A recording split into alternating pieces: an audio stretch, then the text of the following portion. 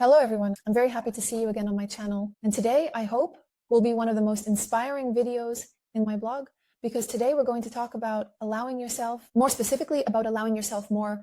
And I'll start, with a certain thesis that everything about your well-being, your income level, your job, your relationships, actually everything in your life depends on just one thing, on what you allow yourself and what you don't. And how often do you suppress your own impulses and desires? There are no limitations, really. To be more precise, they exist, but they only exist in the mind. So let's start with that. How does this process happen? Allowing yourself, let's break it down into stages and take a really, really good look in detail how this happens and what impulses it brings, what is allowing yourself. Imagine you saw something or some person who has this thing. If we are talking about something material, or saw how he behaves, or in general, something that inspired you, that you really liked, and you thought, oh, how great it would be if I could do that too, or if I could have that as well. That's the first thing that happens. Second, you start as if to compare or determine the probability of how realistic to reach this point or to obtain this desired object, how realistic it is. And you come to the conclusion that this is unrealistic, that this is difficult, that this is impossible, that I am incompetent, not the right kind of knowledgeable, not the right appearance, and so on. And there can be many different arguments, but what's the key word here? Realistic. Let's take a look at this word. How do we understand what is realistic and what is not? Based on our accumulated information, based on our experiences that we've gathered throughout our lives, based on certain phenomena or events, the environment in which we were raised, in the family, at school, in university, at work, and elsewhere. Over the years, we have memorized certain patterns, and now this tangled ball of patterns is what helps us determine how realistic or unrealistic it is to take a certain action. And now take a closer look at this. I remembered a really funny incident from my life, indicative. When I was a student, I went to America for the work and travel program. It's a program for students where they work, travel, and explore the world during the summer. So I arrived in Florida and tried to work at a diner. American, they served breakfast. There they served waffles. And it was like McDonald's, but just for waffles. It was called Waffle House. I don't know if it still exists there or not. Well, anyway, that's not the point. It was a beautiful city. It was located on the ocean shore in Florida. There were magnificent buildings, beautiful hotels, and supercars. And the atmosphere there was fitting. So you could see celebrities or some really wealthy people. And to us, a man often came in. His fortune was measured in millions, if not billions. He had a Ferrari collection. And every time he came, he arrived in a new car. But every time at 8 in the morning, he would eat his scrambled eggs with cheese or with something on toast. And that's it. And he didn't order anything else. Black coffee. And he did this every day with enviable consistency. He ordered something that cost, I don't know, $1, maybe $3. And I don't argue, there could be different motivations why he came here so regularly and why he did it in that particular way. But, the situation, it just pushed me to that moment of thought. I was 18 years old. I realized that regardless of a person's income, he might not allow himself to spend money on something he considers extravagant. He was quite an elderly man, maybe around 60 or 70 years old. Perhaps he was really self-made. And in his youth, it wasn't common to spend money on some fancy brunch. And since then, he continues to live that way despite having an endless amount of resources. People, regardless of how many resources they have, can limit themselves in things. It's not about money. It's not about time. It's not even about energy or any type of resources at all, but it's about internal beliefs and the ability to not listen to them. We have certain beliefs that allow us to determine the degree of realism of a particular event. Now imagine for a second, if you, as a child, were raised in an environment where you were told that you could become anyone, that you are incredibly talented, that you are an unlimited consciousness that explores itself in an infinite number of forms, and simply put, can choose any of them and express itself in beauty, in love, in joy, in that form. Imagine if you started to understand this knowledge from a conscious age, from 2.5 years old. Now, let's say you're 30. What would your life be like? Here, you just need to understand where this assessment of realism or unreality comes from. These patterns affect your future life and how strongly they can influence it. When I was a child, I was 7 years old. I was studying in the first grade. There was a lesson, and the teacher asked one question.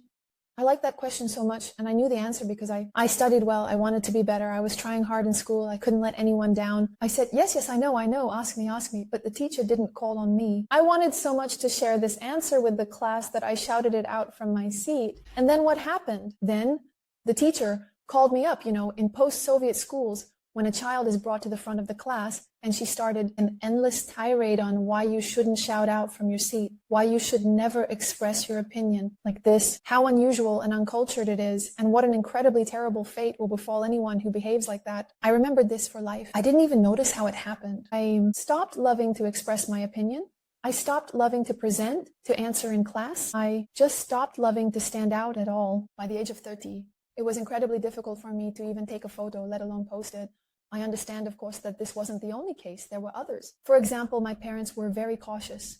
They wanted to protect me from all troubles and always advised me not to stand out. At work, every presentation was an incredible struggle for me with torment, breaking myself. So an incredible fear of the stage came over me. My knees were shaking, but it's clear that everything is different now. Now I'm an international speaker. I give talks at conferences in different countries in Europe. And I was recently in New York, and I talk about artificial intelligence and its integration into business processes. I inspire women entrepreneurs myself. After all, I'm running this blog talking to you right now, so I'm completely comfortable with it now. And the truth is, it's all treatable. Everything can be fixed in an instant.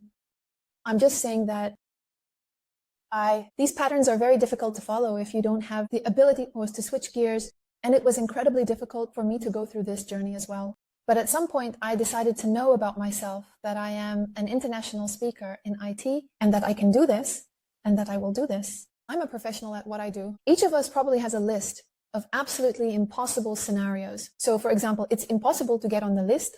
Forbes, it's impossible for you to be printed in a book. It's just too incredible. Or it's impossible for your face to be on Times Square on an advertisement. And there was another case in my life when I completely overturned even that list. I went to speak at a conference in New York with my colleague. At that time, I was a co-founder. We were both on stage and there were a lot of other speakers there. And this conference, it was called NFT New York, in honor of a gift to all the speakers. You know what they did. They put the faces of all the speakers on a billboard in Times Square.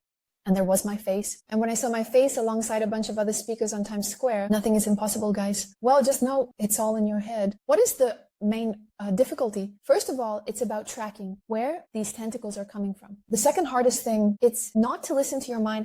It's like a broken record, which is based on your samsara that you have gone through over your 30, 40, 50, 15, or 20 years. The way our mind works is very similar to the legal precedent system, in the United States. Their entire legal system is built on precedents. If it happened, then it's in the law and it's conditioned by certain rules. And sometimes it reaches the point of absurdity.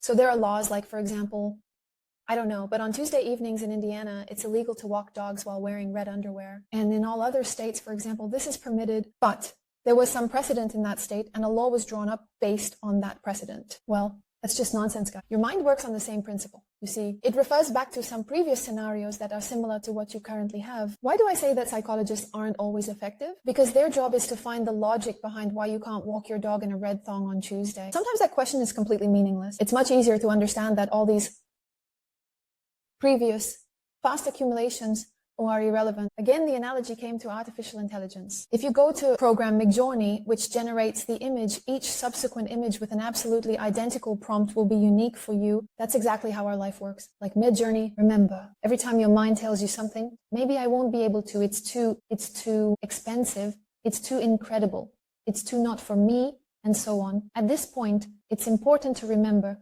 firstly, that your mind is saying something. You just didn't have this desire. You wouldn't count it in space if it weren't already yours. You simply wouldn't see it. You wouldn't recognize it. You simply wouldn't want it. If you have already wished for it, it's already yours. And the only one who doesn't let you see that is your mind. When it starts to persuade you, or rather discourage you from it, remember that it's just your mind. The next step is to understand where it all comes from. Where from childhood, beliefs, parents, what university, and so on. Don't dig into why it happened. Don't dig into why it happened.